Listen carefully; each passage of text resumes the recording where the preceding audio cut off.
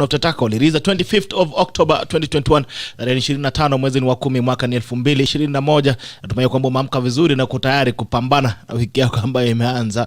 Naona mambo yanaendelea kuzidi, maji yanaendelea kuzidi unga. Watu wa Man U jana poleni. Nasikia mlipigwa 10 ama ni 5. Anyway, poleni sana. Wacha tupewe Old Trafford tupande managu kwa sababu kama mpira imeshinda watu wa Man U. Anyway, it's a pleasure to have you. The tackle of the 25th October 2021. Karibuni sana. It's another edition of the tackle, the common sense edition, being the Monday of the 25th October 2021. This is the only show that gives you an opportunity to have a conversation around the things that matter to you, life and money. Life and money, pesa na maisha yako. Kama unafanya biashara, this is definitely the best way to start off your week. And as usual, I request that when you join in, please like. When you like, we get to know that you're watching us. And not like, please share. When you share, you give someone else an opportunity to watch the broadcast. Ukifika tafadhali piga like. Ukisha like pia share. Ukisha unampa mtu mwingine nafasi ya kuweza kutazama broadcast. Kama uko na swali pia ya biashara ambayo inakuhusu, tafadhali you can send in your question either on the comment section. Tumie tu swali hapo kwenye comment section na basi naendelea kuzungumza pamoja. Haya, kama kawaida lazima tuende mbele za Mungu tuombe, alafu tukirudi basi nakuja kuwapa salamu zenu, na leo ni Kanji ndiye anatuombea. Asifiwe Yesu. Kanji. Tuombe.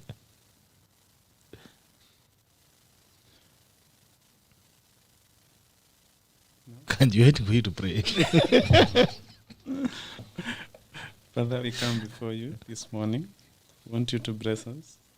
Bless this show and our day ahead, and bless our week. Amen. Amen. Sana Johnson, good morning. Good morning to you and congratulations. Thank you so much for being an anniversary follower. I'm seeing we have a lot of anniversary followers. Guys who have been with us for a whole year since we started the show. That's an anniversary follower. Johnson, congratulations. Thank you so much. I can sense McKinley waiting in Litein. Santa Julius Rono Kiambu is watching. Asada Matoke morning. Glaita Mateo tuned in from Navakolo. Haya, tukona kama kawaida tukona IRENE WANJIKU, CEO REXE Roofing, na John Kanji ambaye ni financial and management consultant. Nakwambia vile unafaa kutumia pesa zako, mabiashara yako vipi inafaa upange kwa mpangilio strategy. You can work with them and I'm sure he can give you the best results he has been giving us here on the tackle. Larry Kimonori. Good morning Mr. Takla watching from Chesenken Contractors. Asante sana. Thank you so much Larry Kimonori, thank you so much for tuning in this morning. As usual, the show is proudly brought to you by REXE Roofing. REXE Roofing gives you an opportunity to build and roof your house in the best way possible. I always tell you this, that your roof is a crown on your house and you don't get to do it twice. You only do it twice. Once. Yona mtu anaweka roof, alafu anakuja kuweka ingine juu yake. Unless the first one was not good. Then it means you didn't roof. Yeah. You just put something on the above your house. Roofing is putting proper products. So if you're putting things that you need to come and remove again, then that is not roofing. Yeah. That is called covering. Yeah. Okay. So don't cover your house, roof your house. And REXE Roofing is bringing you the best roofing materials, quality roofing shingles, stone-coated tiles, and appear in a Cooper waterproofing solutions. And we are extending our customer service week. The whole of October, we are giving you 10% discount on all waterproofing solutions. If you want to waterproof, be sure that you're going to get 10% discounts at REXE Roofing all through October. I don't know, I'll try to talk to them to extend for November also. Christmas come early until January.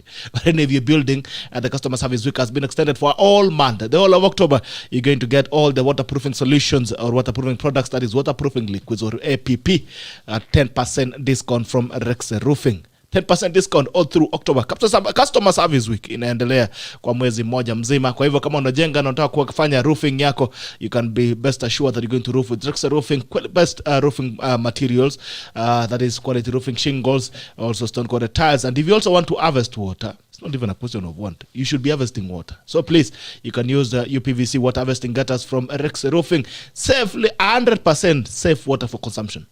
Don't go and buy plastic, then kesho unaanza kulia sijui nilikunywa maji, meno ilienda. Anyway, you had UPVC water harvesting gutters from REXE Roofing, 100% safe for water harvesting, 100% safe water for consumption for your home solution. They're also giving you 10 years a workmanship guarantee. 10 years workmanship guarantee. If you roof your house, you can be guaranteed that for 10 years we will be there to ensure that your roof is well fitted. Kama kuna shida kidogo, marekebisho ambayo unataka kufanya, within 10 years we can give you workmanship guarantee and 50 years product guarantee. 50 years. I'm not very sure where you will be in the next 50 years, but I can assure you, wherever you will be, your roof will still be there 50 years to come. Asante sana. Naona Wangwana wengine hapo wamefika, maamuka tayari. Kaemba Wandambusi, morning Taklas tuned in from the great county of Trans Nzoia. Asante sana watu wa Trans Nzoia. Lagat Chepkaroi, good morning Chepkaroi Koilot. Asante sana watu wa Koilot. Saina anniversary silent follow from Nakuru. Thank you so much Saina. I'm also seeing you are an anniversary follower. Congratulations. Thank you so much for sticking with us. It's been a pleasure having you for the all year. And I always tell you that without you the tackle could never be. We are because you are. We are because you are. Asante sana Alex Koech watching from Koinange Street CJ. Asante sana watu wa CBD. Gideon Kipkoech watching live from Nakuru. Nixon niko ndani kabisa. Asante Saina anniversary follower from Nakuru. Thank you so much. Sheikuna Abadi anasema habari za asubuhi Sheikuna kutoka Garissa. Asante sana Sheikuna kutoka Garissa. Nashukuru sana kupatana na wewe siku ya leo. Natumai kwamba uko tayari kuanza wiki yako kwa njia shwari zaidi. Rob Kipto, good morning tackle. Good morning and thanks for the tackle falling. Asante sana Rob Kipto. It's always a pleasure to have you. Kanji, uko sawa? Niko sawa kabisa. Naona Irene ako London, wacha arudi kwanza alafu tumsalimia. Yeah, well, how was your weekend? The weekend was good. It's raining. It's shining. Where? It's raining. It's Kwani shining. umetoka nchi nyingine? It's raining. It's shining. Perfect weekend. I wouldn't talk about the Manchester you spoke about. Poleni sana. It's a I know you are a perfect- Man U. The way you're even a sitting, perfect you're looking weekend. depressed. It's I'm not not depressed. Manu. He's not Man U. It's Arsenal. No, that's even worse. That's even worse. That's even worse. So you guys are saying holy out. Misery loves company. So it's not worse. Others you what? Yeah, Anything new from the weekend? nothing new. You've Yeah. been missing for all month. Not a whole month, but things have been happening. Yeah, but as usual, Kenyans, we forget things very fast. Last time I was here, we were talking about offshore accounts, We have and now we have forgotten. We are talking about what? Stimulus plans. Yeah, which is a We're good talking thing. about strugglers. The guy is called strugglers. Sure. It's a beautiful country. Those are things to keep us busy. But of course, for business people, I think we should be able to look at and to be able to find things that will make a difference for us.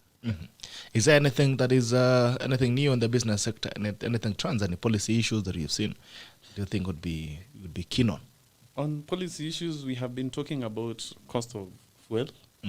The government has been working in terms of looking at ways on how to reduce the price of fuel, which for me is going to be a very hard task, bearing in mind the fact that it's because of taxes that we are having this problem. The other reason why we have the problem is because of the weak Kenya shilling. And unless we're talking about all these things wholesomely and together, then it's going to be very tough. And if at all they're going to reduce and probably eliminate those taxes, it also means that some of the areas of the budget have to have a shortfall. So I think it's all a lose-lose game for the government here. But they say they were reviewing the prices for October. Why is it that it's so easy? Ukisikia tu bei ya mafuta imeongezwa. Hata umalize kusema imeongezwa, tayari washapandisha kwenye cages. Now they say they're reviewing the prices for October, but I'm not seeing any changes on the pump. Yeah, the Regulatory Commission can answer that, but mostly, if you look at the composite, the variants that are contributing to the prices of fuel, most of it is the taxes. And the landing cost, most of it is going to be contributed to our weak Kenya shilling. Because if the cost per barrel is still in the range of 70s internationally, it's probably not even halfway the highest it has been. So I remember we spoke about this 1 month ago, and the highest it has been $148 a barrel. And now if you're talking about 70, it means that the room upwards is quite big. Yeah, because when it was at 148, 140, we were buying a liter at probably 100. And by then our Kenya shilling to the dollar was around 80, 70 thereabout. So I think we should get accustomed to this and probably look at ways in which and how we can survive. Okay. Yeah. All right. Okay. I'm also seeing on the Business Daily. Today's Business Daily. That's like maybe just go through it for the sake of IRENE, because I think she might end up in jail if she's not careful. Business Daily. The top says CEOs face shillings 1 million fine for lack of office graft rules. No? For lack of? Office graft rules.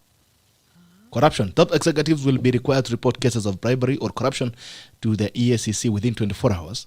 Chief executive officers face shillings 1 million fine for 10 years in jail if they fail to set up internal code of conduct for battling bribery and corruption as the state extends the fight against graft to private sector. The new guidelines will require firms to have a written code mapping out corruption risks and ways to combat graft. Firms will be expected to hire a senior executive to drive their anti-corruption agenda. Please hire me. Agenda, including enforcement actions, and back the manager with a budget. I need a budget. Okay. What do you make That's of that? good. I think if we can reduce corruption cases, even in the private sector, in the country, we'll see, we'll be making good progress if that happens. So I don't think I'm against that kind of a thing, only that it should not just be on paper. That, like how you say this is a corruption-free zone, then maybe someone is telling you, ukinipatia hii file itasonga. In fact, hapo nyuma hiyo box ndio unapeana kitu. So, if we can implement, I think it would be a good move. Okay. Yeah. All right, so how was your weekend? It was good. I think we are all happy. The curfew now has been lifted. Yeah. So we should see businesses doing better, especially, of course, in the hospitality industry. Also transport now, in different counties. We expect to see, better business taking place with the so it's a good move that the president did to lift it. And of course that doesn't mean that, we just forget that COVID is still here. We still continue with the observing the measures. But yeah, it's really nice that now we can go back to business. Yeah. Okay. But Kenyans were not requesting for curfew to be lifted so that they can go and do business. So that they can go and drink until morning. Well, even if they are drinking until morning, I'm sure they are Other paying businesses are for working, those yes. drinks. Okay, I'm not advocating that, we drink everything, but, it's still support of businesses. There are people that are working in these industries. But also from, those are maybe people that want to have fun. But on the business side, I do know that also business owners were asking for the curfew to be lifted, because sometimes, especially now with the traffic in Nairobi, it would be a crisis even for us, like our logistics team. You'd find that a lot of deliveries that were to take place would be moved to the next day, because of course everybody wanted to get home earlier, before the curfew. So now I already see positivity in terms of that now we can move freely. And yeah, this would definitely mean more business, even not just for the hospitality industry, even other industries. As well. Okay. All right. I'll come back again to the newspaper. The Business Daily. Okay. Edwin Choge, watching from County 027. Asante sana. When we talk mzee, anasema the tackle for your first anniversary. The tackle is added for greater heights falling from Merewet Village, Eldoret. Asante sana. Bianca Lois, and it has another anniversary follower. Niko ndani kabisa. Asante sana. Philip Flimo, another anniversary follower. Thank you for sticking with us. Kipkim Boyle, good morning. We talk from Concord, NC, USA. Asante sana to United States of America. You're also another anniversary follower. Thank you so much for sticking with us. Good morning to you, General. Thanks for the program, Rob Kipto. Misoy Sharon, milestone follower. Good morning. Good morning to you, Misoy Sharon.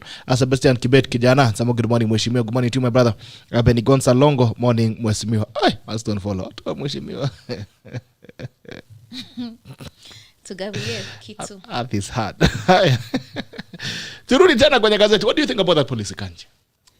It's a good policy, but I think it mostly touches on the big corporations and parastatals, because as a setup of the economy model that we have is that the government is the main spender, and it spends this money with these corporations.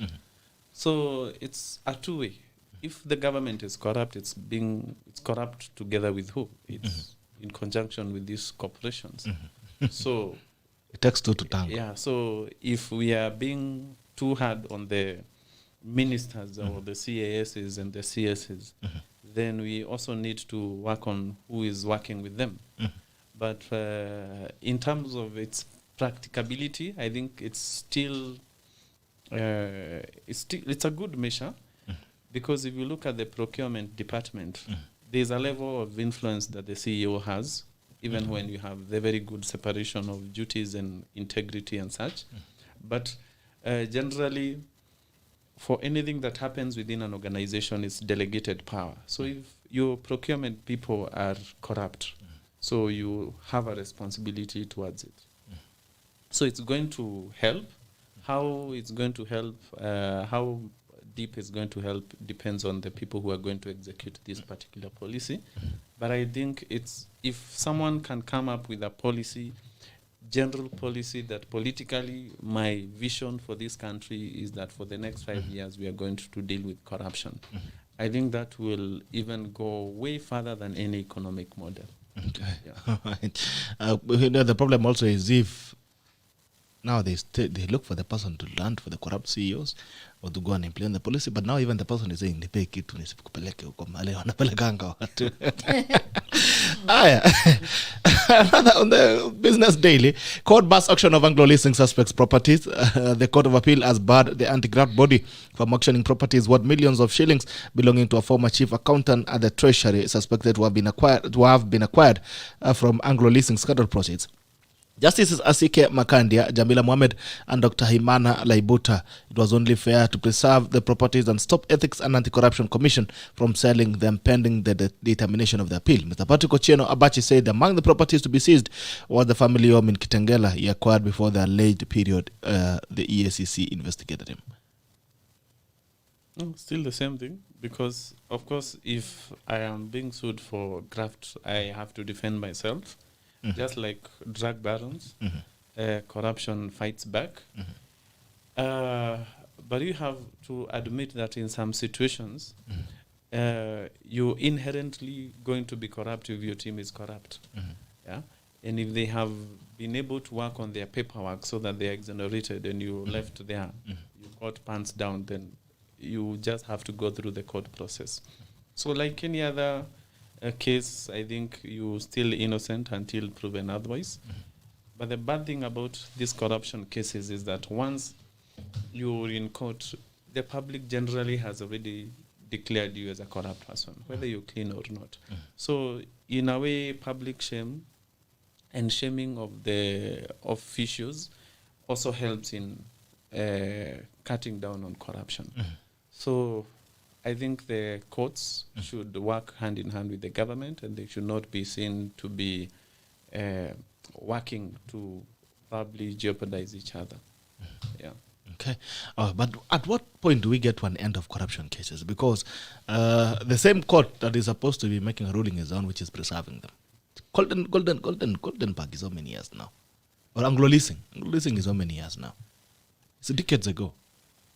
But you see, it mostly depends on the political will, because even these constitutions and the laws that we make, they are made by human beings, and it is us who make these laws. If I may give an example on previously, after elections, a losing candidate would go to court, and the case would go on and on for 1 year, 2 years, and the person who won is still in office, serving as a president, and the question was, what if they win on the third year? So what happens? Yeah. But the new constitution came and dealt with that.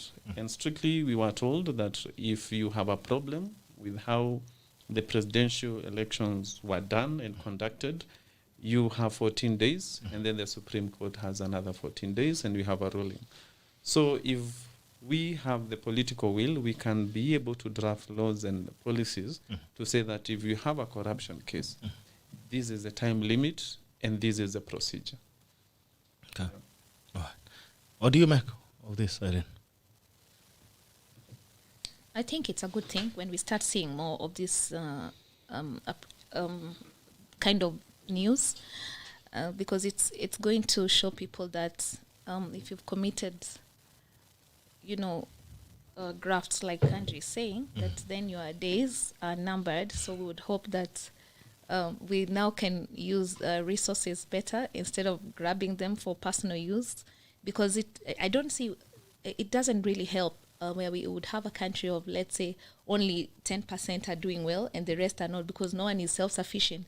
So the idea is, let's comment this kind of issues, and especially when they come to light, so that we can see better governance and better use of our resources. So it's a good move, in my opinion.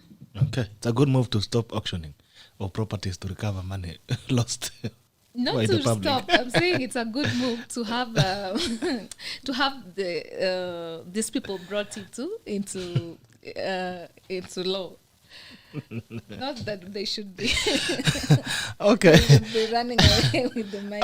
If you are running a business, you have only 5 years to set up breastfeeding booths. 5 years to set up breastfeeding. There's a bill in Parliament that every business should give booths for breastfeeding women. So you have 5 years to do that. Okay.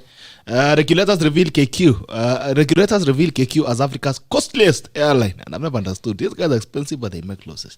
Kenya Airways has the most expensive tickets among airlines operating in Africa, charging more on average than carriers such as Ethiopian Airlines, South African Airways, and Air France. A new study by competition authorities representing a total of 24 African countries found that KQ, as the airline is known by its international code, charges the highest average fees on domestic and international flights. Pesa ya KQ inaendanga wapi? I have a very simple answer for that.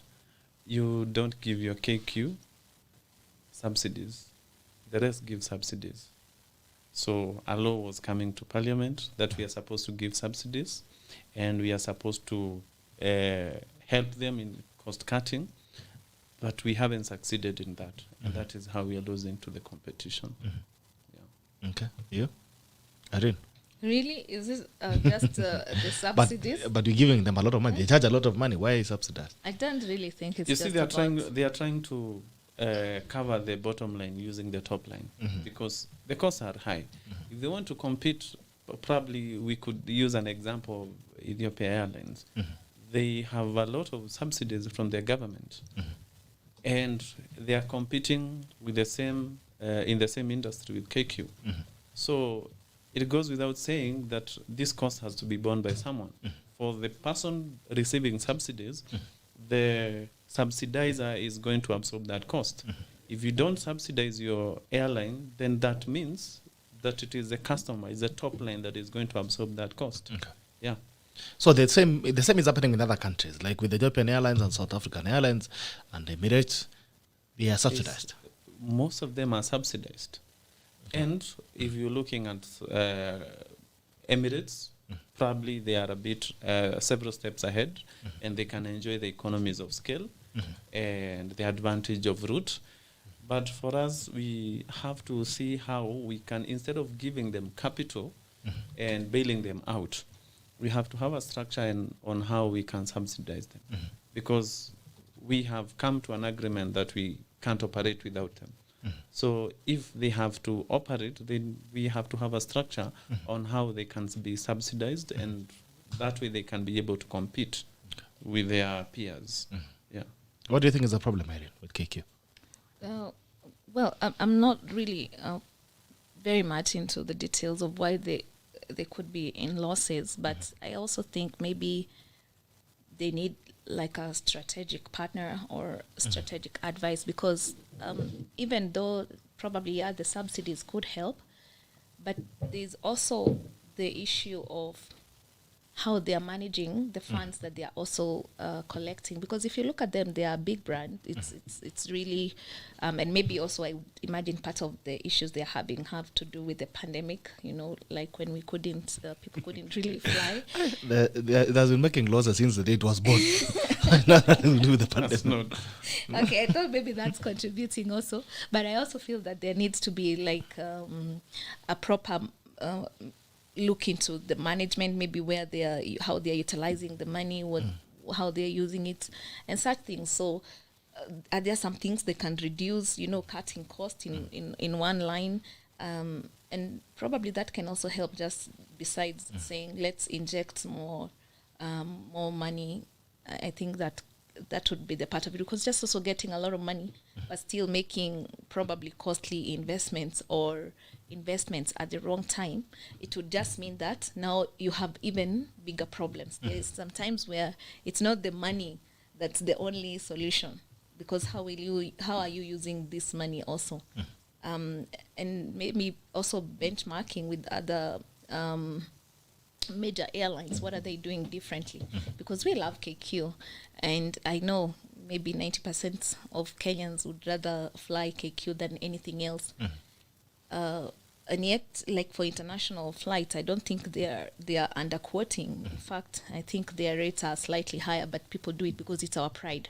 So I feel there could be such issues as well that needs to be looked into. Even as we love them, do they love us? KQ love us. Does it love us? Because talking about subsidies, we bail them out in tunes of billions every time we bail them out. Talking about strategic advice, we've recruited even a man who was running Safaricom, a multi-billion-dollar company that has been making profit in the same country. The same CEO, same guy as he was. Hakukatwa mkono, hakukatwa mguu, alipelekwa mzima mzima kutoka Safaricom KQ. Different. Strategic partners KLM ndani. Losses billions. And I wonder why such top CEOs would prefer to go to such companies that you end up moving with a name on red losses on you. So strategic partnership and strategic advice, I think, is not lacking. Money, I don't think it's lacking. We've bailed them in billions the other day again. No, there's a difference between a bailout and a subsidy, because most of the so we bail you out, we give you money, and then also clients pay for their fares. So it means what you're talking about the subsidy has been catered for. What you wanted to be subsidized is catered for in the pricing. Right. It's for expenses already incurred and not paid for. So we're looking at, if the government is giving them 3 billion today, it's not for the future. It's for the expenses incurred in 2017, 2018, 2019, 2020. So they are no longer in debt. But for subsidies, it's for the continuous operation today. That we need to pay for our fuel today. We need to fly to Accra today. But does that not explain the fair prices? Because if you're saying I'm being charged more to cover the subsidy, that means you have recovered your money. That's what I want to deal with. For bailout, it's for the past. For the subsidy, I want to fly to Accra today, and the cost of fuel was supposed to be probably 300,000. I will subsidize you up to a quarter of that. That is 75,000. So for your cost of production for that particular flight, it's 3/4 than it should have been. So if you do that continuously, you find that every flight, at least you probably having a good profit. And if you come and include the administrative costs, you probably way above break even. But currently, if you include administrative costs, all those flights are probably likely to be at a loss. And for the other airlines, sometimes they actually just break even. Because for KQ, if you want it to be a flagship asset, you're not looking at it in terms of the way you're talking of Safaricom is going to give very big profits. Because for a company like that, you're looking at adding to the shareholders' wealth. For us, for KQ, it's a bit different. That is why I would say the structure of KQ is supposed to be different. It's not supposed to be totally private, because the main aim is not to make a huge profit, because a huge profit will come in line with charging customers very huge ticket costs. So the subsidies are now supposed to support this particular strategic asset so that it maintains its name, so that you attract businesses here. You have fewer layovers as you fly out and as people fly in. If you're having good roads and good connectivity within your city, then you want international business people to be coming and probably operating within your city. And then they can go to the region. So in terms of subsidies, the government has no option, because it's either they subsidize or they now decide we can't deal with this particular asset, and it just dissolves. Okay. I still have anything on KQ? Yeah. Or do we sell it? kula mandazi. No, we should keep it. Keep it forward. It's a For aesthetic pride of purposes. Africa. Friend of what? It's a pride. It's the pride Who's of pride? Africa. Yeah. Haya. David Ngatich wa YouTube atuna anniversary batch. Poleni watu wa YouTube, tuko pamoja. Asanteni sana for sticking with us. Somebody said that as a country, our economy depends on businesses with the state. The government should liberalize the market and increase the manufacturing and innovation in Kenya. And now, I think we before we even go to manufacturing is something definitely we need to talk about. When you talk about manufacturing, nini tunataka kutengeneza? Every day about manufacturing, sijui 50 pillar, third pillar, second pillar, manufacturing, but you never ask, hey, you want to manufacture what? All right, cement use rises on mega state construction. Cement consumption in Kenya rose to an all-time high of 726,823 tons in July. A new report shows, buoyed by the construction of mega infrastructure, that is by government. Simiti imepanda. I also saw the competition authority as bad Simba Cement or Defty Group from putting levies on clinker. Okay, anyway. Kazi ya competition authority inakuanga gani Kanji? It's just to probably curtail too much dominance on one company. Yeah. Because if there's too much dominance, then we have an indirect monopoly. And where monopoly comes in a competitive structure, then there's no fairness. Yeah. Okay. There's a few topical issues that I would want us to look at before you go to our topics. There's something I'm noticing. Well, you cannot really separate much business from administration and leadership. And I've noticed that a lot of young people are not enlisting as voters. The drive is ongoing. Out of almost thousands, hundreds of thousands, barely even 20,000 have shown up to register.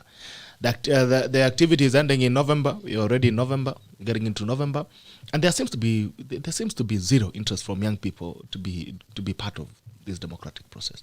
What do you make of that? I think it's true what they say. The opposite of love is not hate; it's indifference. And I think that there's now a lot of indifference when it comes to politics and even voting in the country, because previously it was a system of we are voting for this person, but not because of what they promise or what they're going to deliver, but it's because we don't want this other person. Who votes like that? Then you end up with maybe leaders that you don't know even what they stand for. You don't even know what to hold them accountable for, because we're not looking at issues. It was a politics of. And I mean, it's true. It was mainly like tribal. I will not vote for this one because I don't like this tribe. Now I will just have to vote for this other person. And maybe this now saw the youth especially wondering, because they were part of, the youth today were younger previously, right? So they could hear probably their parents speaking and talking about these things. And they grew up with that mentality of, why do I need to do it? And now, of course, we are running away from this tribal business to agenda-based politics. But it will take some time so that people realize, can we get now into the love again we had of looking for the correct leaders, as opposed to just looking for leaders because they are people that I like, or they're from a community that I like. And maybe when that changes, now we'll see more of them coming up and registering to vote. But currently, I think the situation is not that good, and they'll come out and maybe cheer when these politicians are moving around. But at the end of the day, when the big day comes, you will not find them. You'll just find that they were there. They are most of them are also very busy online, writing and trying to make comments. But then at the end of even a very long write-up, you'll see at the end it will say, but I'm not voting. I gave up voting 5 years ago or something. So I think a lot of education needs to go into this awareness and the change, and we need to learn to be the change that we want to see, and really run away from that mentality that I've spoken about. So I think those are the issues I realized. They were asking at the end of the day, I voted in this year, what changed for me? I voted in this other period, what changed for me? Okay. All right. Kanji, do you think millennials are so disinterested in administration and leadership? Yeah, I think. And why? Okay, I would disagree in terms of it's only the millennials or the young people who are disinterested. I think apathy is almost across board, and we will only be able to measure during the election, because if the same mood continues, then it means that we will have voter apathy during the election day itself. But is it because of the current situation? Is it because of the economics? Is it because of COVID? Is it because of whatever reason? But I think politics has a very big element of euphoria. And like any hit song, it has its time. And clearly, the current politicians have been recycled and recycled. So you can't recycle a hit song that was hitting in 2010. And then you expect it to be a hit in 2021, 2022. They may claim that there is a different agenda in terms of we are talking about issues, but it's the same issues we were talking about in 2017. It's the same issues we were talking about in 2013. We have recycled, and it's the same game over and over and over. These same new voters you're talking about, probably they are 24 and below. They were alive in 2017, and they were 19, they were 16. So they could hear us talking about tumejenga barabara, tumewapatia maji. So in 2021, there is nothing new. So you coming to bring them a new song that was hitting in 2010, will they be excited? No.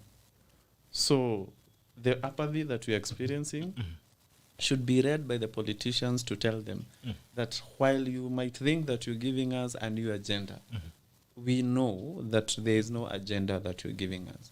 It's just rhetoric repeated over and over again. So the result is a number that you can measure, and the number is voter apathy. Yeah. Okay. All right. Moving on very quickly, tuende kwa topical issue of the day, and that's the roles of employees in business success. Irene, anza na wewe. Okay. So, of course, like we said previously when we had this conversation, is that there's no one good business that runs on one person. So, if there's something I've come to learn is really, really important in any business, is the team. And, of course, the team includes, besides the shareholders of the business, it's the staff, because they are doing really the day-to-day running of the organization. And so it's really key. Like, and this is where I was even talking about when we were speaking about the issues of KQ, that you can get the money even in a private business. You may think that the issue you're having is capital, but then even if you got the capital and your staff are, indifferent to whatever it is you're trying to drive or what it is you stand for or you're trying to do, it means that you're still going to be making losses, because one of the key things that good staff should be able to do, or good a good team is supposed to do, is to grow the brand. They will grow the brand, grow the revenues, and at the same time they will make the customers feel like they really matter. And then they will be responsive to what the customers want, and in, of course, working efficiently. So without this, even if you're the best visionary as a founder of a business, and without a team in place, the chances is that you'll not really do so well.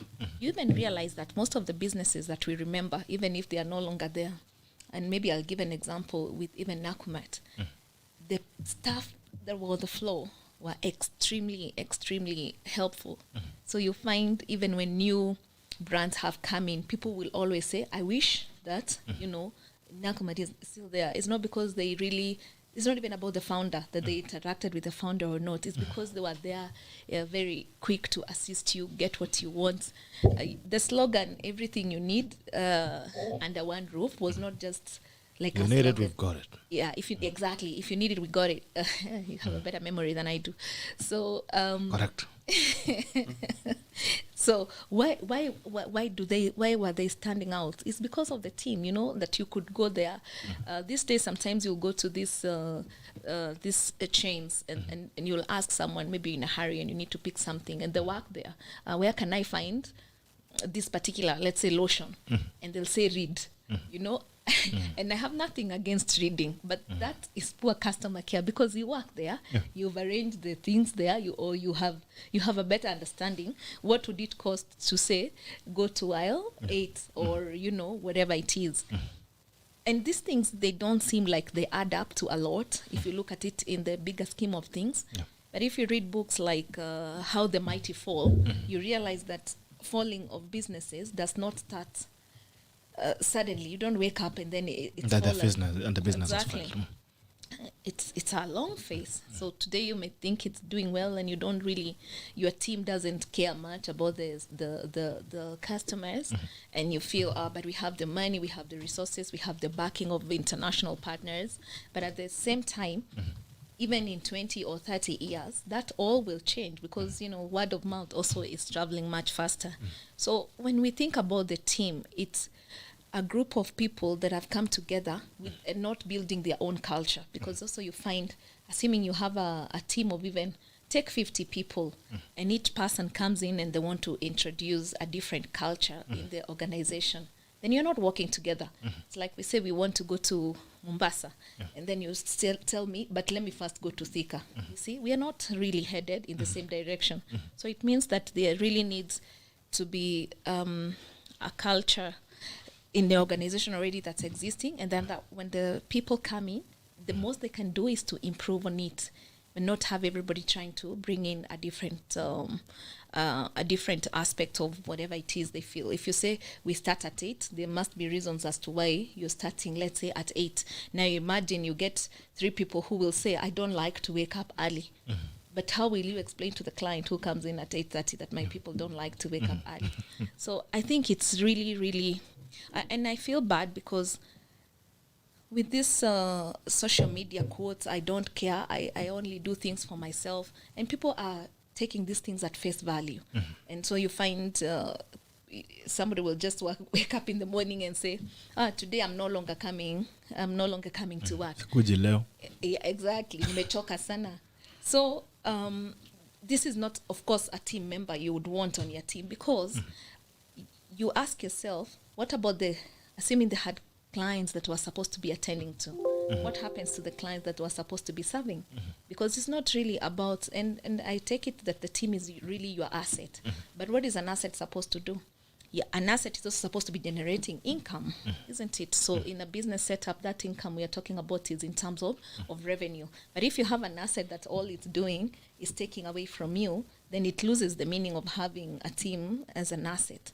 So every business person, every entrepreneur should be looking to having a team that is actually an asset, a team that, even in your absence, you have no doubt that what you could do, they can even do better.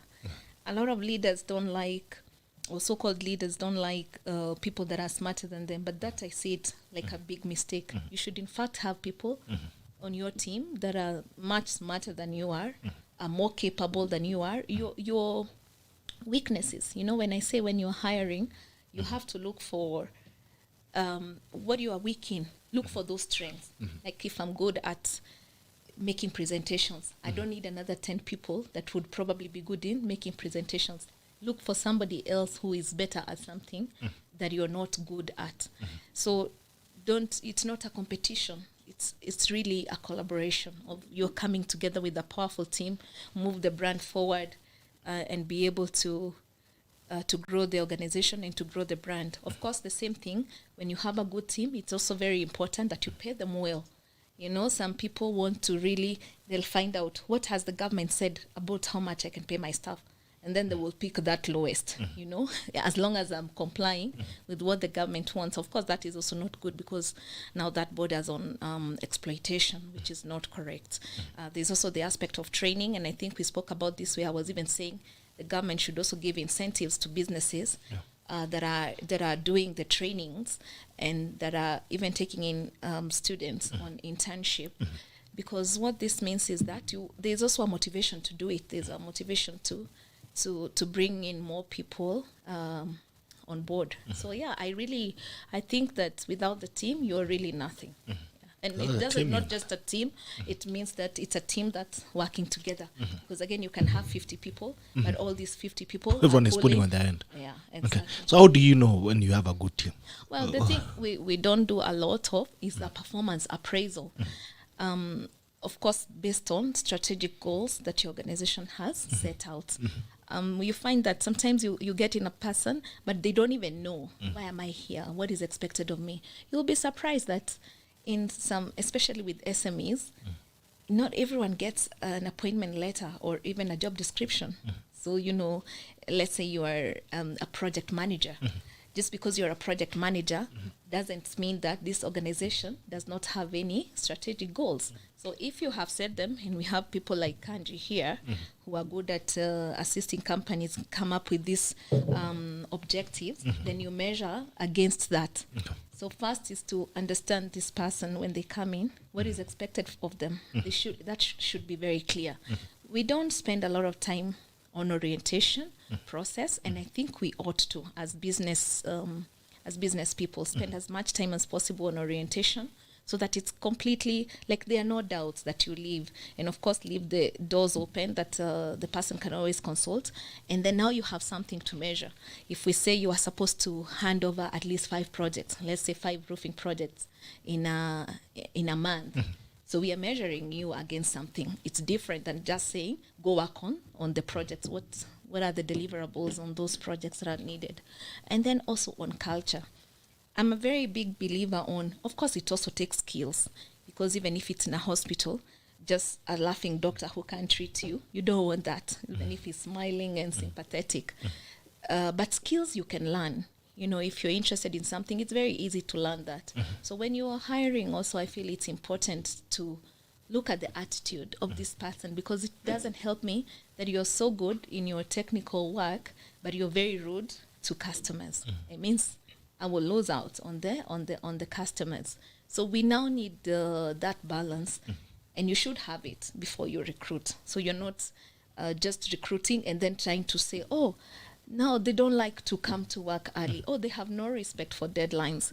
And then it's a whole confusion because this one was set out clearly. So I think the most important part is have a proper process, a proper recruitment process, because that's where it starts. And I know there's also this famous quote that says, be slow to hire and quick to fire. So I got it right. Yeah. So it should be, most of the time what most entrepreneurs do, somebody text and say, I got a reason I'm no longer coming to work and I'm no longer interested in working. And then you call people, you say, bring me, can you get me like an accountant?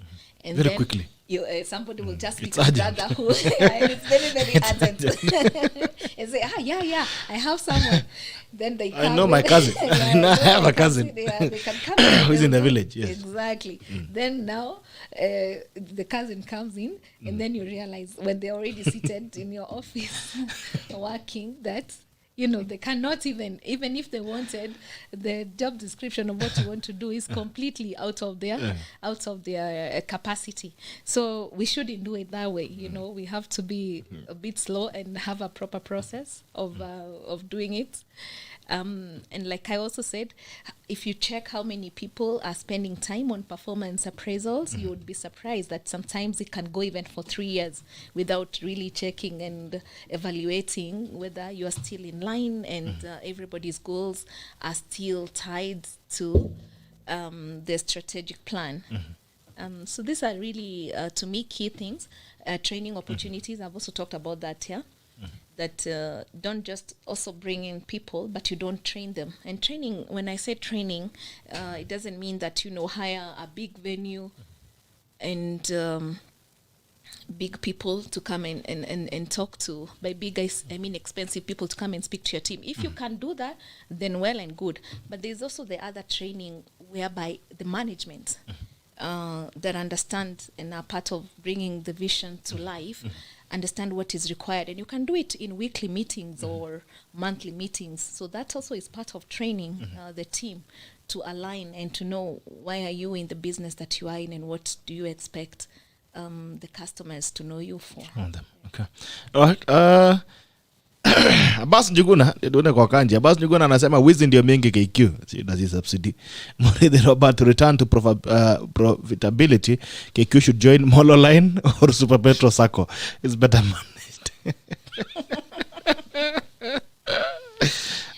Allah. Wapewe route.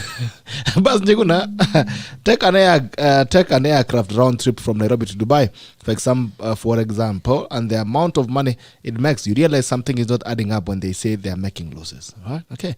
Silverius Kimeli, opportunities and clients. Asante. David Kamau, GB, why are chiefs, why are chiefs and assistant chiefs in central Kenya not mobilizing people to go and register as voters? They used to do wakati wa nini. Haya, sawa. Watu waenda wakate kura. Msipokata kura maisha tu itaendelea. 2022 tutakuwa hapa. Common Sense Edition itakuwa kwa Monday, October 2022, 2025. 1 year from now, we'll still be here. So you people should make a decision. If you want to influence leadership, go and take a vote. If you don't want, then we'll still be here. We'll be waiting for you. At least I know a monkey will not be president. A human being will be there. Anyway, Alice Choge, good morning, Gerald. Tuned in from Kibagenge, Trans Nzoia County. Asante sana, Alice. Thank you so much, Alice Choge. Thank you so much, Alice Chage. I really appreciate it. Thank you so much for watching us. Silverius Kimeli, logistics and price quotations is a drive to force. The actuarial analysis is responsible in predicting the future and are employed by this entity. Okay, Kiingereza imekuwa mingi kidogo, imenichenga. Unaweza rudia kidogo nielewe. Pauline Cherab, good morning, Tackle Team. Good morning to you, Pauline. Kamau Omushambulizi. Good morning. Good morning to you, Abbas Njuguna. The reasons given not convincing at all on KQ. Maybe we need to redo our class again. Boy child falling from Alaba. Good to see you. CK Kibedi off. Good morning from Eldoret. I'll check good point, Irene. Teamwork and customer care is key. Asante sana. Alice, you and sister ndugu yangu Jose Chage. Asante sana. Thank you for always tuning in. Kanji. Yeah. Employees. Yeah. And clearly she is quite passionate on the employees. And I've heard she's saying, mali niliandanga, amesema, employees should be smarter than you. Once had some guy telling employees, if you are clever, if you are so clever, you'd have gone and opened your own company. Which also contradicts, don't outsmart the master. And revisiting KQ one-liner, we were not dealing with why KQ is failing, yeah? Uh-huh. You see, you have to deal with the question. Mm-hmm. Your question was why our tickets are very costly. Mm-hmm. And why they're always making losses also. Why they're making losses, question. We have so many reasons. It could be inefficiency, it could be stealing, it could be whatever. Mm-hmm. But why that the result of all those variants, all those inefficiencies, all those mismanagement issues, the result is the losses and the top line will be high. Mm-hmm. So the other reasons could be so many. You actually could write a book about it. But can it be corrected? Yes. Through what? The structure. The structure that they are using currently is not going to work. And which is in line with the topic of the day, employees, and the role of those employees. Because I want to believe that every department there is being handled by people. Like you said, next year, a monkey will not be the president. It's a human being. So KQ is not a K in a Q. There are people dealing with procurement. There's a team dealing with logistic, engineering. And I'm sure of all those teams, if there are 5 or 10, there are teams and there is a group that is working very well. Yeah? I could guess the engineers are quite good. They don't have engineers. These days they're outsourcing. What happened is, it's very interesting. They are part of the value chain. You know, they are part of the people helping to deliver the vision. So they are quite good. So at what point is the ball dropping? It's because some of the employees, because the role of the employees in the success of an organization is going to come to deal with all the factors of production. Remember, we have capital, we have labor, we have land, and what else? Entrepreneurship. Yeah. So if you're dealing with labor, you're dealing with the technicality and the technical skills of this person. So if you're the employer, you're talking the management. They will draft policies, yes. They will have a very good vision, they will have a very good mission. But who is going to execute? It is these employees. Yeah. And as the employees execute these policies, they are the people collecting data on the ground. Okay. Yes, they may not be collecting data deliberately, but as you deal with the customers, as you deal with competitors, as you deal with the inquiries, you're helping the organization achieve a particular goal. Okay. So if you're there to be mechanical, and mechanical, I mean you are told, take this cup and take it to the kitchen, maybe at a restaurant, and you find a stranded customer and you feel like that is not in my JD, that is going to reflect very badly, not on you, but on the particular management or the owner of that restaurant. So what will happen? Like we said, organization don't collapse in one day. It's a slow Overnight. movement, yeah? It's a slow movement, but very strong. So another person is being told that for you, you're the soldier. When you're a soldier, welcome people, make sure they sanitize, they wash their hands, and make sure they don't have what? Security threats. So when you just there and a client is looking for a seat in a restaurant and you feel, who you are sharing here is sanitized, I cannot help. And you can see a seat that you can be able to help in. So it's your role. So what am I trying to bring in? The teamwork does not necessarily mean the departmental teams. It's people coming together like a military rule that we are together in this particular company organization, working together for the loyalty of this particular policy to achieve a particular role. And for as long as I'm employed by this particular organization, I will not work in any way that is going to negate the objectives of this organization. And that is how organizations slowly pick up and the brand picks up. So eventually you're going to easily deal with the competition. Most of the reasons why competition is going to beat you is because your employees who are supposed to be a frontline soldiers are letting in this competition to beat you. You can imagine sending a customer to a particular employee and they just talk blindly and rudely to a customer. So where is that customer going to go? The customer has a need, it has to be met. If not by you, then by someone else. That is competition. So when you're there as a manager or as an entrepreneur trying to work so hard looking for capital to pay suppliers, to look for ways in which to be innovative, but when it comes to the executor, they are letting in competition. Do they know they are letting in competition? Sometimes they do not know, and that is why, as Irene said, training is very good. But now, most importantly, there's a communication. I think for me, just below the most important organ in the organization being the board or the management, the policy makers, just below it is the lifeless body which is called competition. I mean, communication. The communication that is going to come from this organization, whether directly or indirectly, from the bottom to the top, is going to lead to the success of this organization. Whether you're dealing with a successful communication, policy communication, price communication, discount communication, any crisis, how you deal with it, that is the most important part. And it is not only communicated by senior management, it's communicated by every employee.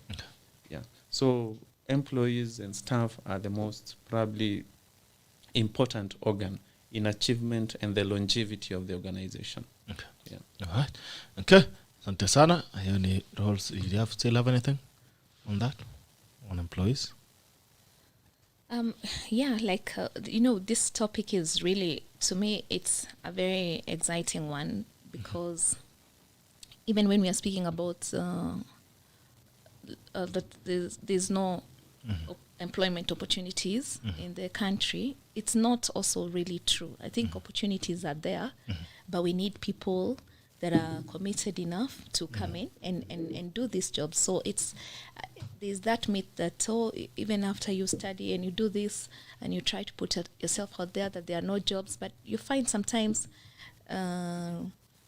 people that are supposed to come and join the team lately, there's a problem that we have to talk about and to address.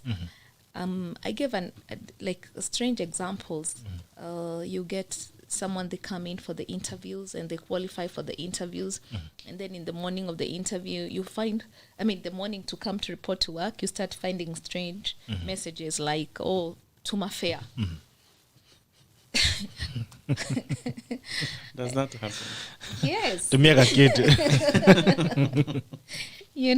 And this is really, really very, very discouraging. I have to say that that we are looking at soon we will be looking at a crisis of not having really the right people on board, because if you have qualified, let's say during the interview process, and then now randomly you are in the morning of reporting to work, these are the messages, or naweza chelewa kidogo lakini tutaonana with emojis. Are we becoming too casual in how we are looking at becoming an employee somewhere? And I think this attitude, I would have to say that we need to look at it, and we seriously must discuss it.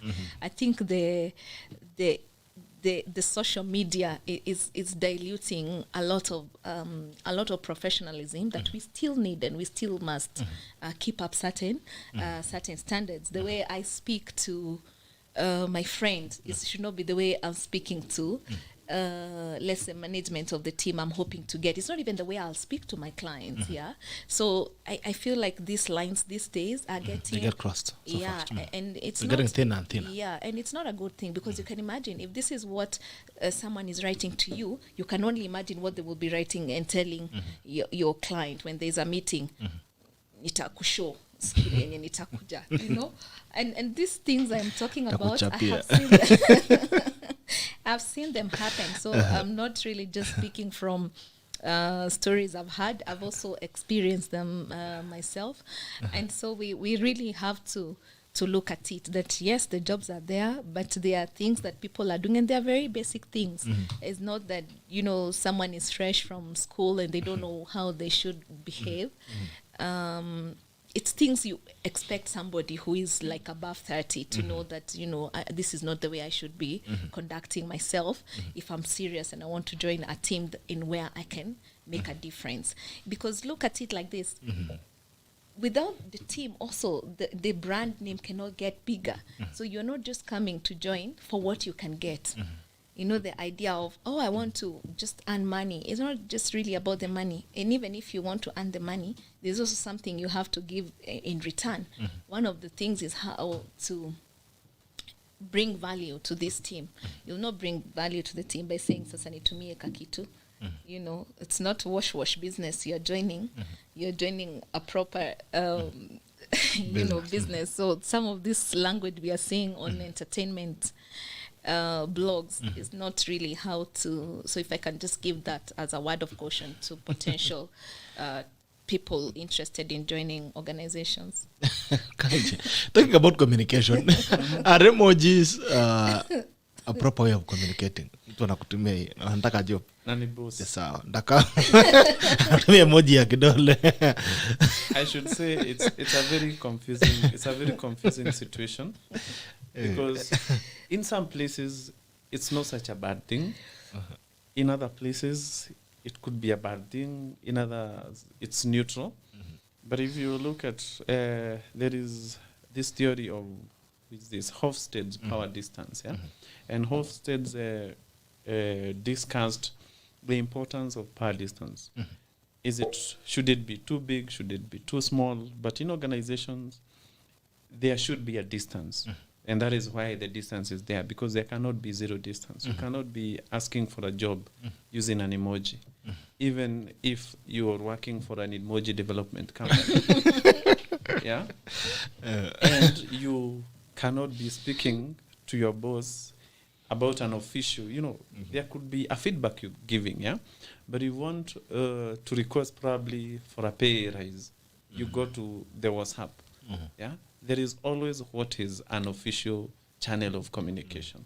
So social media has blinded people slowly to dissolve that power distance, which is not a problem, because the people who have been able to respect that power distance are the ones who get promotions. And then these others who do not respect that power distance, they will keep complaining, oh, I wasn't promoted, so and so is being favored, and such issues. And what is the reason? It is accumulative addition and accumulation of bad communication, bad emojis and such. You think your boss is laughing with you, but you're slowly losing respect. So when you want to communicate something, it's official, there is always that official channel, and that there is always that official media. If your boss lets you in to communicate officially through WhatsApp, do not be deceived that at a certain point that this is the method. The boss will rank you somewhere, and they will know that this particular person has no respect to power distance. And this is the same way that he or she is going to communicate with the client. It's similarly, if your boss comes to your desk at probably 9, and you start talking about football. Oh, Salah scored 3 goals. It was a hat-trick. Oh, they should have been 4. Had he not missed? Then you chit-chat up to midday, and the boss tells you, let's go for lunch. You come back, and the boss still wants to chat with you. So whose problem is it at that point? Is it the boss's problem that you've been chit-chatting the whole day? Or is it your problem? Whose problem do you think it is? I'm asking you. From a strategic point of view. It's the staff's problem. It's upon you to tell your boss, I have something to deliver. I can't do It's it. facing a deadline. No, but it's the boss also to know he or she didn't employ you to be chit-chatting together. Let me tell you, when they come to replace you, they won't remind you of how good you are at football.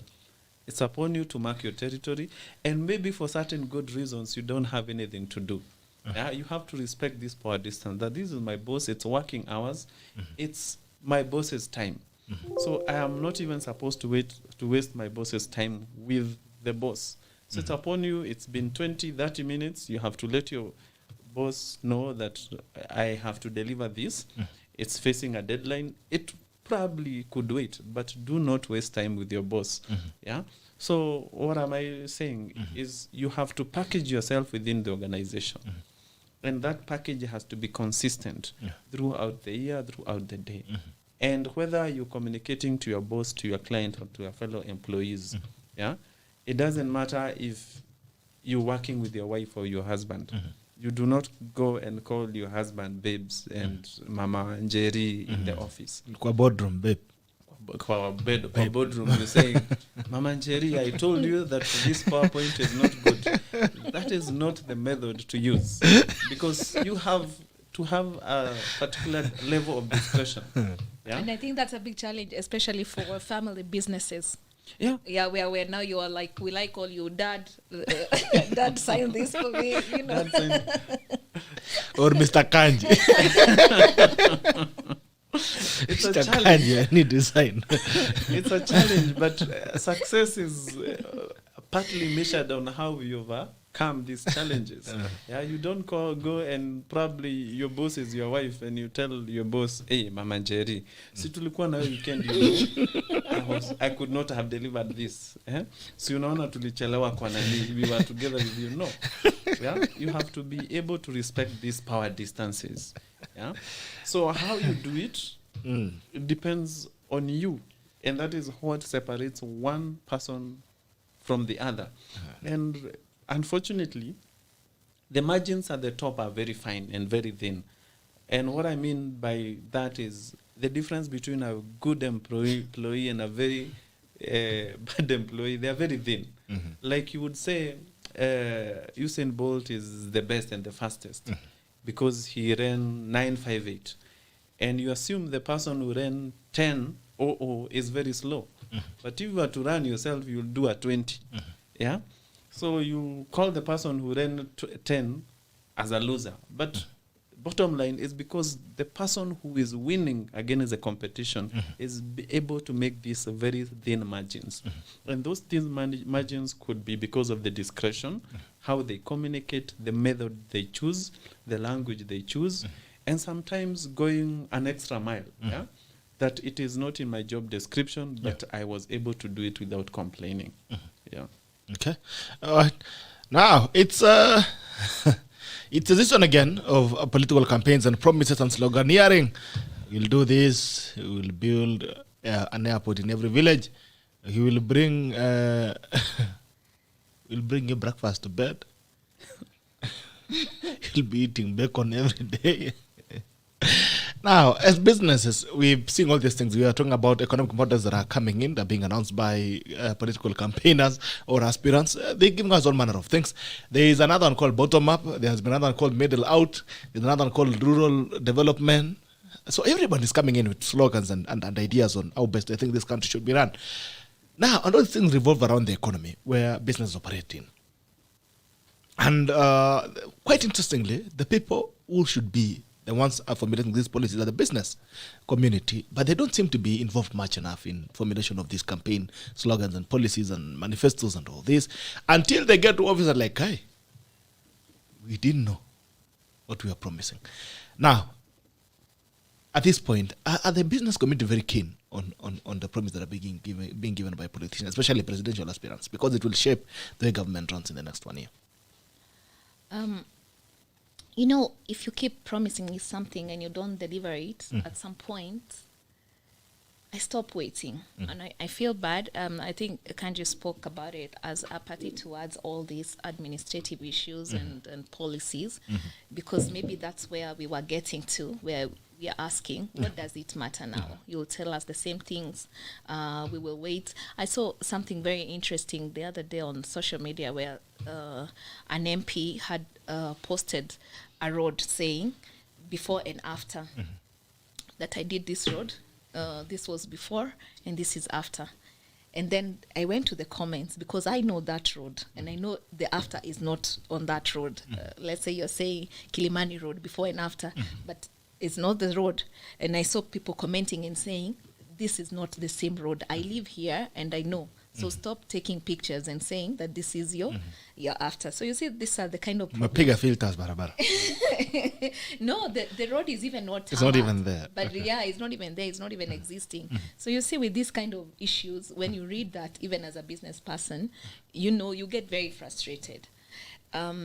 But should we now give up and say, okay, it will not happen, I would rather not care? I think not. I think we should really, we should still be very, very much interested in this.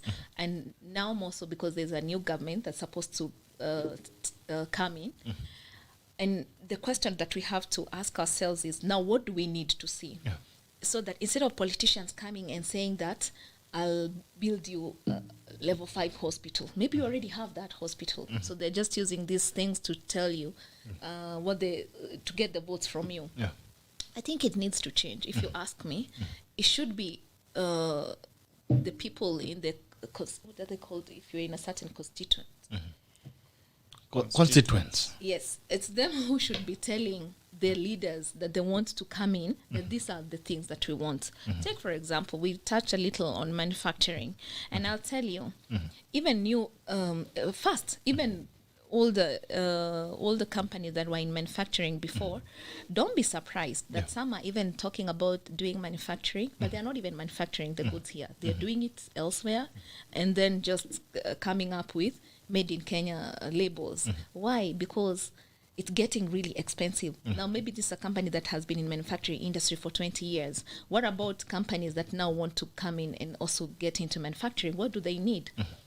When we talk about infrastructure, let's say about the road, because first and foremost, you're not going to start your manufacturing plant in industrial area where now cost of even go downs are crazy. So you are most likely to go outside the city, which even should be, because you are manufacturing anyway. You're not like retailing. So the distance between you and your end users is not a big deal in the sense that as long as you can produce, it's not like a store selling, let's say, bread or consumables that it's an everyday business. If you're manufacturing, let's say, chain link, it means that you have a transport system of how the goods are going to reach, let's say, the hardwares or your distribution centers. But what do you need? You need the feeder roads done for you. So instead of the politicians coming and saying, I'll deliver 10 major highways, no, you say we don't want those 10 major highways. What we want is, we are setting up this plant here. Can you first deliver this feeder roads for us? Yeah. We are talking about issues of interest rates. Like it's concerning. Like when and these are maybe around policies. Can they push? The politicians are good when they are pushing things that are for their direct benefit. But now we need to tell them that we need you to push things that are for our collective benefit. When you're applying for a loan, whether you are buying a luxury good or you wanted to inject capital for your business, I really have been thinking about this issue, and I don't see why we should all be under the same interest rates. I think, of course, there's the issue of monitoring, and I'm sure now banks are able also to do that. But I think we should ask them to push something that says for businesses, because you're also creating employment, that we can do this. Yeah, you can get probably capital injections for your business at this, because bigger corporations have what Kanji is saying, subsidies, and they can get money injected. But who is injecting money in SMEs, which are actually the biggest, if I'm not wrong, I think they are the biggest source of employment in this country. The government has not injected money. Okay, of course they'll say that they do it also through reducing taxes, but like we got a tax holiday, but then it also came to an end as soon as it had started. So these are some of the issues that I really feel we shouldn't now, if you ask me, we shouldn't wait to be told what they will do for us, because who knows better what you need than yourself. So it should be us telling them and come up with various things that we can talk about and say, if we give you this job, show us how you're going to do this. Because it's also easy to say, okay, you want the road done, we will do the road. And then they don't end up doing it. So let their manifestos represent what our needs are, with goals and timelines on when they are going to do it. Then probably we can hire them, because voting is hiring the leaders that we want. So then we can hire them knowing that they've understood what we want. Power, we're still having that issue right now. To produce, the cost of power itself, especially for big manufacturers, it's almost crazy. Like they cannot be able to compete, because you're trying to make a product. Let's say you want to make a bottle, and this same bottle that you have there, to produce it here in Kenya, maybe it is going to cost you 600 bob. Add some margins. By the time you're done with the bottle, probably it needs 1,500. Ask Chinese, the same bottle, how much it's going to cost you, and they will tell you by the time it's landing here, even with the current weak Kenya shillings that we are experiencing, it will still be cheaper than your locally done bottle, and maybe even of better quality. Why is this? We need to find out what is making it easier for these countries that we are getting goods from. What is happening that they are able to produce? And I'm sure it's all about their policies and the politics that they have in place that are working for them. But so to conclude on this, I say, let's now ask for what we want. They should meet, like if you are in Machakos. Okay, I'll give Machakos because that's where, not because of anything, but it's where our why are you guilty in advance? It's where our plant is, and if we are there, I would expect us, the business communities around the area, to be able to meet, the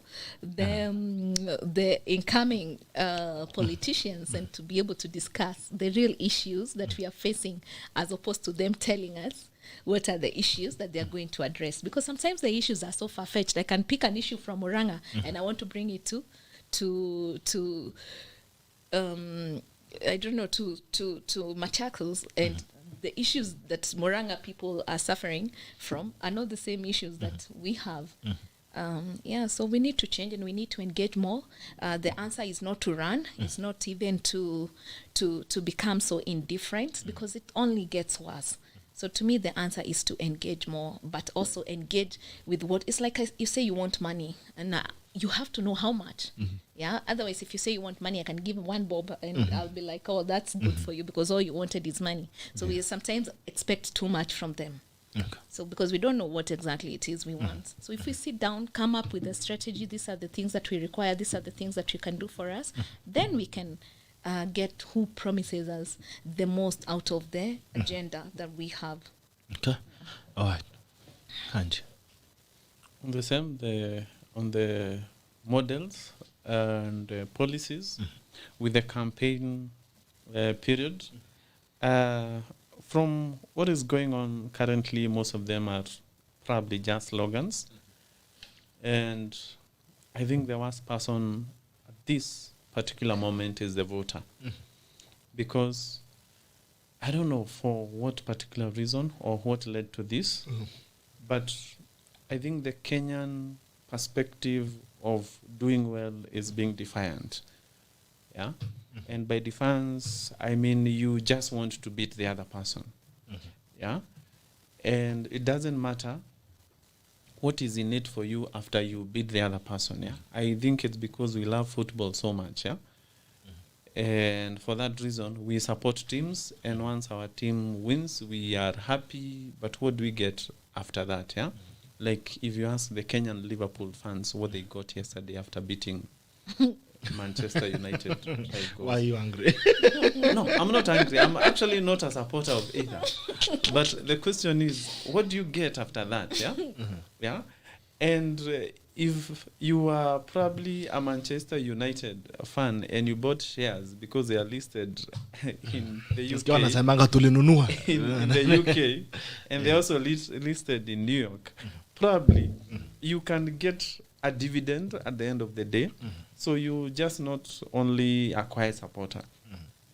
Or if you come to Kenya, the Kenyan perspective, you have bought shares in EABL and Tusker is winning. So you're happy in spirit and you're happy in pocket. But in the Kenyan context, back to the voting, you cheer someone, you want them to win, but you never ask yourself the question, then what happens after that? Yeah. And the only good thing I can remember that was good for Kenyans as a campaign policy was free education. Yeah, and free education was good because it probably free primary education, it benefited many people. Yeah, CDF as a policy, if I can, before it became CDF NG, it somehow benefits your pocket. But right now, if I'm not attacking bottom up and up, down, or whatever, but even if you look at someone promising you 100 million to revive the economy and to make the person at the bottom rich, but you're not asking yourself, in what structure? Yeah, how are you going to get this money down here? And because it's per constituency, I think we have 290, and the 91st is, I think, the diaspora. So even if you're looking at 290, that is 29 billion per year. Our budget is 3 trillion. That is even slightly less than 1% of the budget. So in your budget, the only change you're going to bring is just 1%. There was the other one of 6,000 per household. So Per person. Is it per household or per person? I thought it's per household. But I do not know at what point Kenyans came to think that the government is supposed to fund SMEs directly. Yeah, the government should probably be a business partner, not a financier. And why this has happened is, one, because for some reason we love handouts. And how we love handouts is because we even go to the bank, get loans with an intention of not paying. But our method also, number two, our methods of getting capital so that we grow our SME from an SME to a large size company, small size to a blue chip. Our methods are very weak because we have somehow neglected the capital market authority. Because if you have a good company, and the company has a vision, it has a structure, it should be very easy through the capital markets authority for people who have funds and they do not have these ideas to come and fund you. And they will fund you either through the equity, they will buy shares, they can buy debentures, you can sell a stake. And that is how organizations and companies grow. Right now we are talking about Facebook being one of the largest. But you're forgetting that Facebook had an IPO around 2013. IPO is simply getting money from the public to fund. Yeah, because I have an idea and I want to sell this idea and you can come and invest. LinkedIn has had an IPO. Is it Jumia? Had an IPO. so many companies have had IPOs, because it's a way of getting money to finance those capital and to finance companies.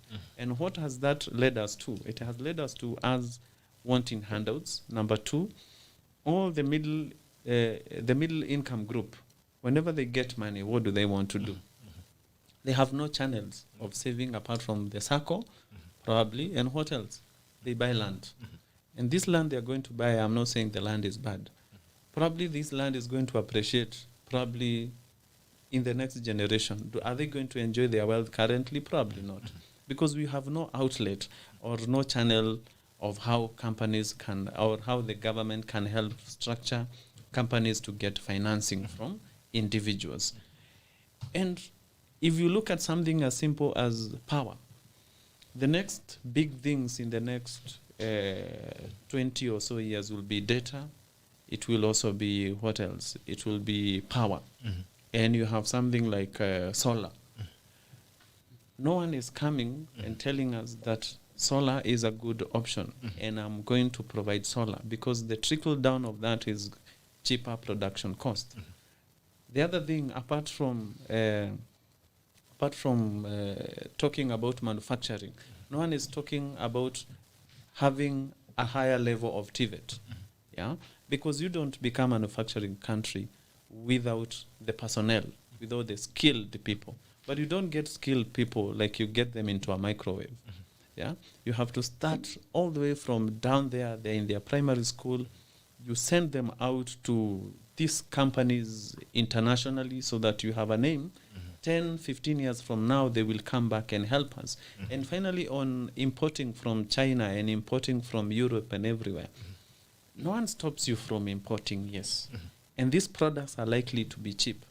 And you have to realize that meanwhile, before we become a producing country, we have to rely on these imports. But what is the intention? You can have a policy that, yes, you can import, but these companies who are exporting now for us to import, they don't have necessarily to do it from their country. Why don't they do it from here? Yeah. And the same structure in the financial policies and the trade policies, why don't we have a good method of internationalizing? That you have a Chinese company doing production here, probably not 100% of the production. They can do part of it in China or in Europe or in the US, and they come and complete the production here. Yeah. So what will happen? We are going to have that product being produced here. There is going to be the skill transfer. We are going to have labor here. Is there any politician talking about it? No. We just want to hear good things, and we want to, the rhetorics, we are going to win. And someone can even come up and say, my only manifesto is that I'm going to straighten Kenya Power. And that should be enough for some people, because once Kenya Power is straightened, we can evacuate power from Turkana, the solar and everything, and we can have it cheap. But do we care about this? No. Do we pay for it? Yes. Okay, all right. So now after they have come in, they have given us the stories. Oh, we'll do this, we'll do this. Now, how can SMEs track and influence policy afterward? Irene? It's not just them speaking, but they also have to join certain organizations, BMOs, business membership organizations, where now they can have a bigger voice, organizations such as KAM, Kenya Association of Manufacturers, and this means that more SMEs should join, because currently I go around and somebody will say, oh, but KAM is only for the big boys. But you see, if only you let what so-called big boys be the ones making these policies, they'll make very also unfair policies to SMEs. You see, like the issue you talked about of the cement issue, because you see what happens is that if they are able to join voices, and then they can easily lock out SMEs from joining certain industries that they feel they want to protect, which is not, of course, creating a fair ground for all who are interested for other players interested in manufacturing. I therefore think that instead of saying it's for these guys only, more SMEs come in, then we are a much bigger voice. Because if you look at it, most SMEs are not even participating in this in these BMOs.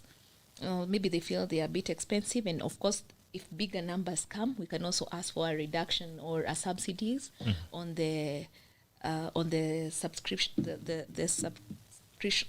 Okay. Subscription annual renewals, fees, because then we'll have a much better voice. They also need to go to let me say the ground where these things are happening. It's very easy to because for most of them, like I said, you're not probably living around where you're doing your manufacturing or where you're running your business. Then this is not good, because you need to be involved also at the ground level to know exactly what are the issues there, and know your leaders, and they should also be accessible. A lot of people complain that after elections we can no longer find, I don't know what happens, maybe they get overwhelmed or I don't know what happens and they just disappear. But mainly it's also the same thing I'm talking about here. If it's one person looking, or two or three, just looking for this one leader, chances are you cannot really influence or get any policy that's working for you implemented. Hence the reason I'm talking about the numbers. You know, if your MP hears that there is a group of 200 people that are saying we have to see you, or they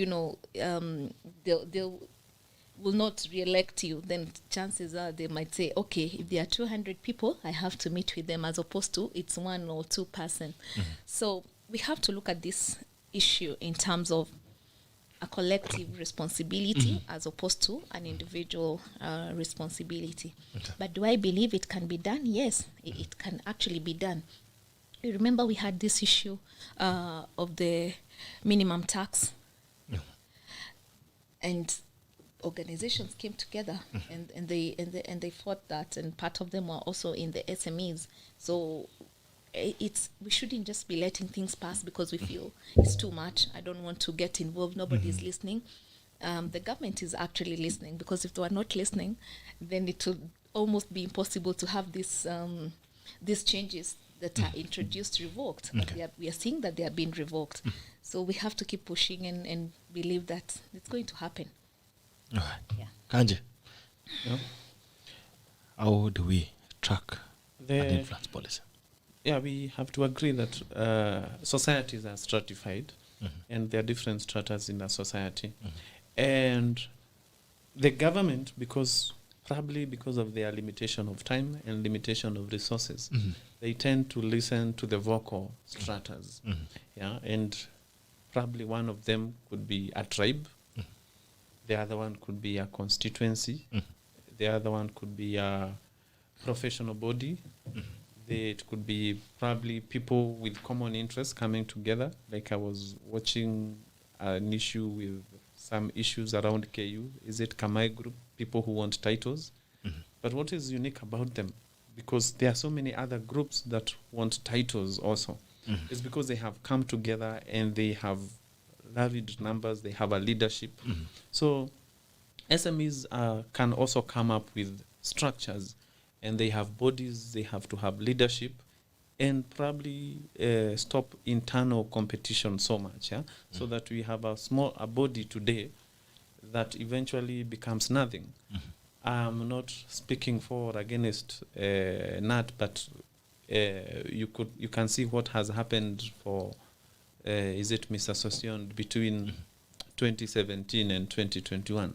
Yeah, things have gone south for them, and probably the group is no longer together. But when they were together, they could actually push for a policy. They could push for a certain agreement, and they could get it. Similarly, for SMEs, they can come together. And as I was talking about one of the bodies like Capital Market Authority, as much as it is structured and anchored in law, it could have other methods of dealing with SMEs down here, so that they have a leadership, and this leadership is the one that is going to forward their needs to the to the policy makers.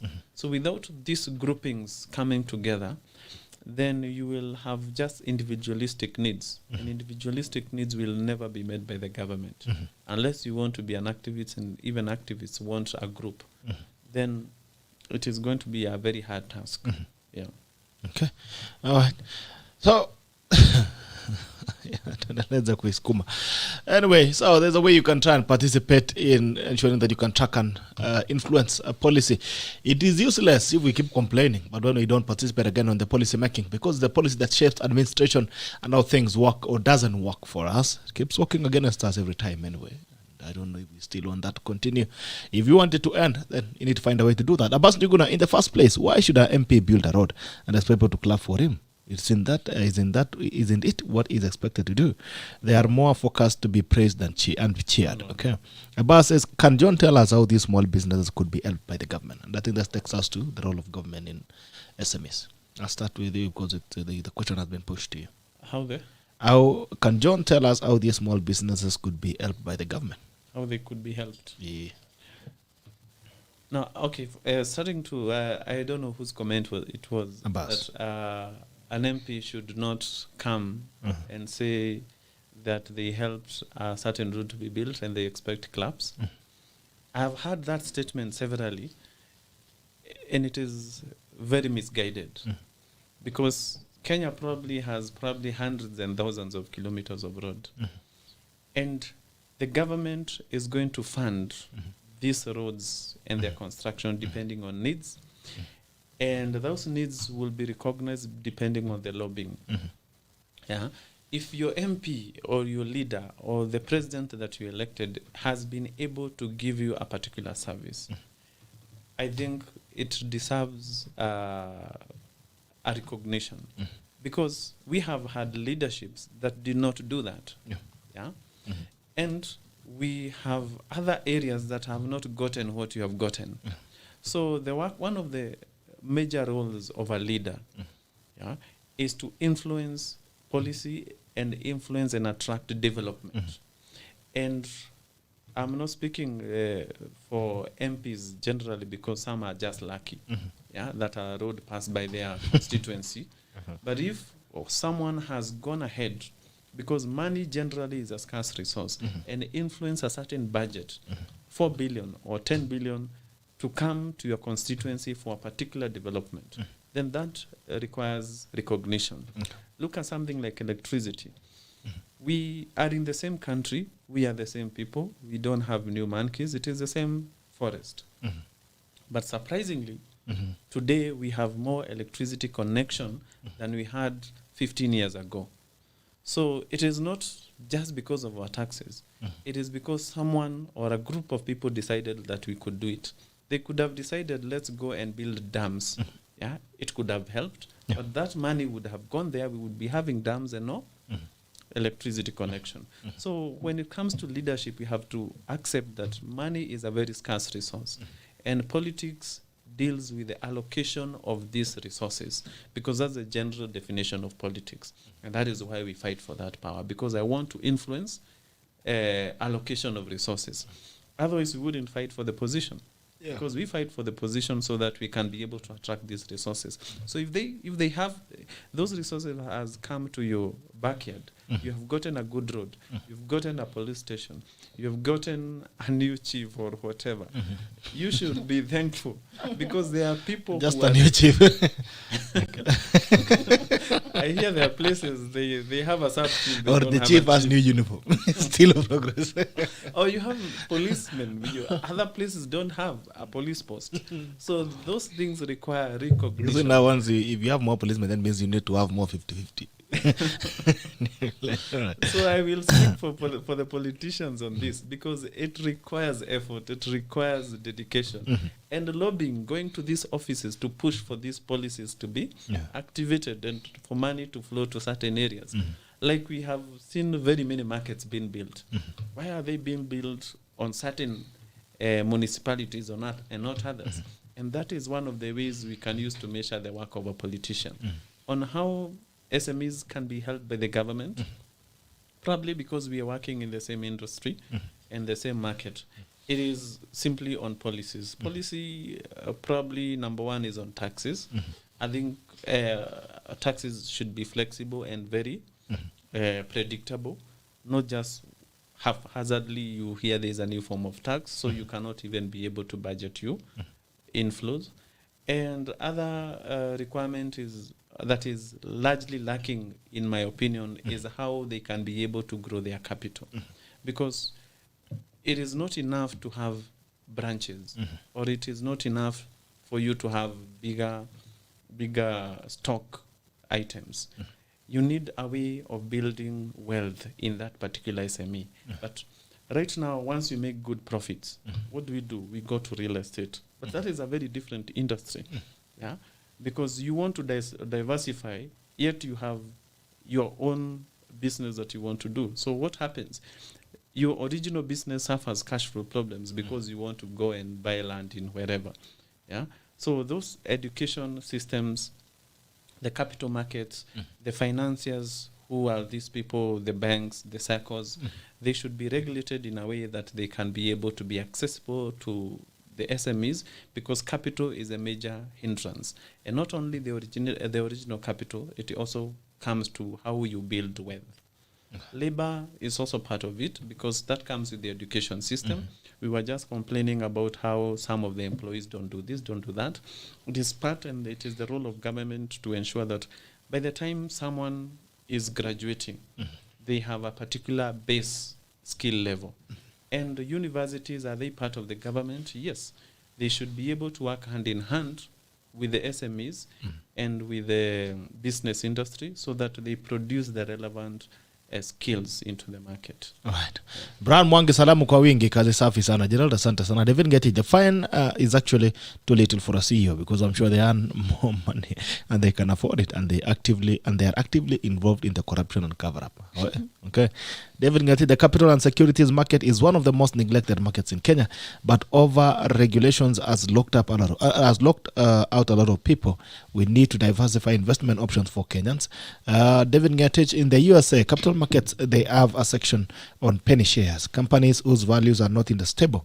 This gives them options to to get funding without getting loans. Okay, interesting. David Ngeti, but in Kenya, the CMA is an elite club for big companies and people with disposable income, and will remain so because of over-regulations of the market, limiting small monies to join the market. Okay, interesting. And I think in our next show, probably in a week or so, in the next 2 weeks, in our next show, I'm going to bring in Kiprono Kitony to tell us about all these things, NSE and capital markets, all these things. Maybe shed some light on what happens there. IRENE, how does government, what's the role of government in SMEs? It's really what Kanji just talked about here. Because you see, at the end of the day, the government is still like a power, and we all work within the government. Like as much as you try, you can't isolate your business or whatever it is you're doing from the government. In fact, most of the time, even as businesses, we are having to align our operations with the government in mind. You know, like when we look at taxes, if it's pay as you earn, or it's the VAT, or it's customs duties, they are setting the mandate of what is expected of you as a business. So we as much as we try, sometimes you will say, as a business person, I really have no interest in politics, but you must have you must have some interest in administration and the government. Like I also said, the issue of infrastructure, that is really, nobody else is going to do this, you know, even to do, and I always say, roadworks are very expensive. Like, we are not going to be able to do everywhere you move, you want to do your road. The government has to do it, and they really, that's one of the areas they have to look into. And when I'm speaking about roads or infrastructure, I'm speaking about feeder roads, not just necessarily the super highways. Roads, yes, I'm really talking more access getting more roads, access. yes, because it can take you, even right now, let's say 30 minutes to get to to much, or maybe 45 minutes to get to Machakos. But now you'd imagine you are not setting up your factory by the roadside. So there's still another distance that can even now take you 2 hours. So you see, then it becomes counterproductive that we have these major super highways, but now we do not have the access roads. So that's one of the things I really feel that the government can do for SMEs and for businesses. There's also the issue of security. If you look at it, you realize that in your budget, some farms even have like 14 guards that are supposed to be, or security team that are supposed to be looking at their premises. Why do they have that high number? Is it because they're afraid somebody might come in and rob them, or things will go missing? But the security is a big cost and this money can be better utilized by the business to maybe diversify or run a research program to, of course, improve the quality of products that they are doing. So we really have to push for the government to offer that. There are also other issues that the government can work on, and I already spoke about it. Cost of power is too high. We need subsidies for SMEs so that we are able to join and not just join, because it's easy to say you are manufacturing something, but be able to start and to also grow so that you can be able to compete even globally, not just locally. And to create really a fair business environment, so that we are not having issues whereby only big players can bring in certain commodities, like it happens sometimes in the steel industry, where now you can only buy certain raw materials from just certain companies. This is, to me, is not a fair operating environment. It should be the government should be keen on creating a fair playing field for everyone. Of course, they should also put in measures to enhance this, because you'd imagine if I'm able to bring in goods which, let's say you're bringing some construction materials that you pay 25% duty, and then you find maybe because of our porous borders, somebody else is able to bring the same commodity and maybe pay 10%. You see, how will you compete with this kind of inequality? So I think the government can really assist on working on that.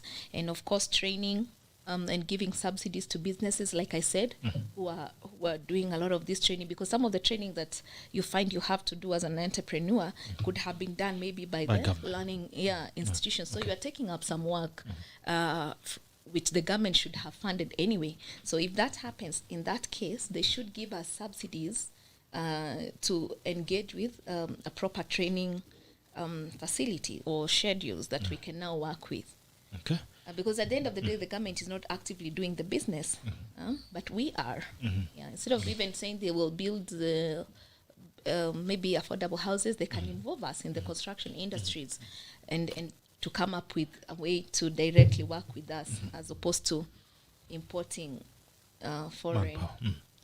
Or actually, they could empower the industry players to be able to build the houses cheaply. That's what I'm saying. Yeah, instead of importing different companies and bringing them here, we can do it. Yeah, so I think that the government can do really so much.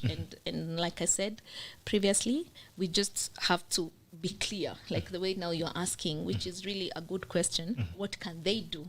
So that now they will hear what we need to be done, and they can come up with the method of doing it, and then we can also check how is the implementation going. Okay.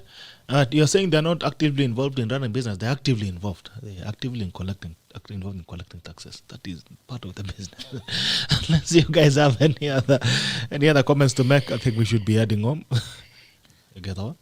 Okay. Anything, Kanji? Yeah, no, not much, apart from the fact that for maybe for the future, because everyone has another cliche of manufacturing. We need to crank manufacturing. Yeah, we need to crank it. Says we want to manufacture, we want to turn, but no one ever says what. Yeah, and I wonder if we can be able to manufacture anything foreign that requires innovation, very complex formulas for some, if our agricultural sector is suffering where we have the largest competitive advantage.